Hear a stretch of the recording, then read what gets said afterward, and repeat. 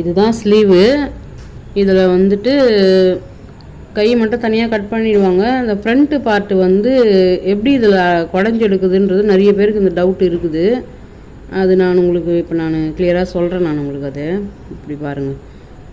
இந்த மேலே இருக்கிற துணி இருக்குதுங்க இல்லையா, இதை எடுத்து இந்த ரெடி மார்க் பண்ணி வச்சுருக்கோம் பாருங்கள். அந்த ரெடி அளவுலேருந்து ஒரு 1 இன்ச்சு உள் சைடாக வர மாதிரி மடிச்சுக்கோங்க.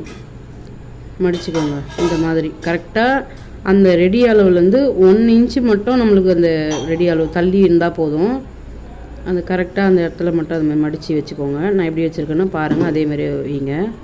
இதை வச்சுட்டு ஒரு மார்க் பண்ணிக்கோங்க. டவுட் இருந்தால் மார்க் பண்ணிக்கோங்க. அப்படி இல்லைன்னா அப்படியே நீங்கள் அதை வச்சு அப்படியே குழஞ்சி எடுக்கலாம். அப்படியே அந்த கோடு மேலேயே நீங்கள் கட் பண்ணி எடுத்தீங்கன்னா கரெக்டாக உங்களுக்கு அந்த ஃப்ரண்ட்டில் வந்து அந்த குழஞ்சி எடுக்கிறது வந்து பிரச்சனை